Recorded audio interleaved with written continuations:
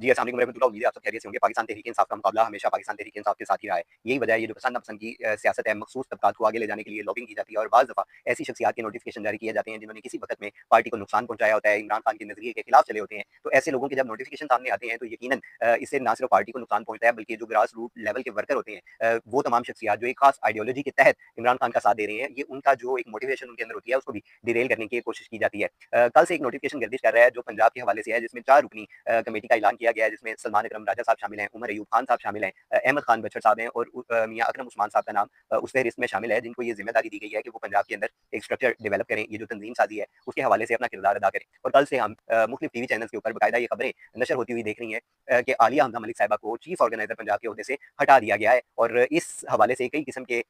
जो फेक न्यूज़ेज़ हैं वो सामने आ रही हैं, इख्तलाफात की बातें की जा रही हैं और एक नैरेटिव डेवलप करने की कोशिश की जा रही है कि आलिया हमजा मलिक साहिबा को जो ऑर्गेनाइजर पंजाब है उनके ओहदे से हटा दिया गया है, जिसमें कोई सदाकत नहीं है। और आज इमरान खान साहब के हुक्म के मुताबिक आलिया हमजा मलिक साहिबा को इस 4 रुकनी कमेटी का सरबराह मुकर्रर किया गया है, जो कि इंतहाई खुशाइन फैसला है। आलिया हमजा मलिक साहिबा ने पंजाब में जितना काम किया है और जिस तरह वो कदम से कदम मिलाकर चलती आ रही हैं और पंजाब के मुख्तलिफ शहरों के उन्होंने दौरे किए हैं, अभी भी सियालकोट के अंदर जो इलेक्शन चल रहा है, उसके अंदर भी वो अपनी अपनी खिदमत दे रही हैं और वो खान की रिहाई के लिए एक मौसर जो आवाज़ है, वो पंजाब के अंदर आलिया हमजा मलिक साहिबा की हमें नज़र आती है। तो ये जो इख्तलाफात की एक बातें पैदा की जाने की कोशिश की जाती है, तो इसका मकसद सिर्फ ये होता है कि इस पार्टी के अंदर इंतशार पैदा किया जाए और जिसका फ़ायदा फिर वो लोग उठाते हैं जिनसे आपकी सियासी जंग चल रही होती है, लीगली आपकी उनके साथ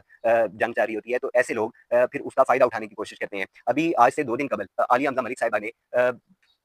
पंजाब का ऑर्गेनाइज़र होने की हैसियत से कुछ ऐसी शख्सियात थीं जिनको शो कॉज़ नोटिस जारी किया था। मैं अगर आप उनके नाम आपको बताऊँ, तो उनमें चौधरी असगर गुज्जर साहब शामिल थे, हाफ़िज़ ज़ीशान रशीद, हाफ़िज़ फ़रहत अब्बास, मियाँ अवैस अंजुम, मियाँ हारून अकबर, फ़र्रुख जवेद मून, मियाँ जुनैद रज़ाक, अफ़ज़ाल अज़ीम, मलिक उस्मान हमज़ा, चौधरी शबीर गुज्जर, राना उमर जवेद, मलिक नदीम अब्बास बारा, राना ज़मीर अहमद जेडू, मेयर वाजिद अज़ीम, चौधरी नुमान मजीद, मलिक हम्माद अवान, मियाँ शहज़ाद फ़रूक और दीगर शख्सियात को शो कॉज़ नोटिस जारी किया गया था कि इमरान खान साहब की रिहाई के हवाले से और ये जो एक आज़ादी की एक रैली प्लान की गई थी पाकिस्तान जिंदाबाद के नाम से, उसके अंदर भी जिन्होंने अदम शिरकत की, उन्होंने इस रैली का हिस्सा नहीं बने, तो इनको show cause notice Alia Hamza Malik साहिबा की हदायत पर जो सदर हैं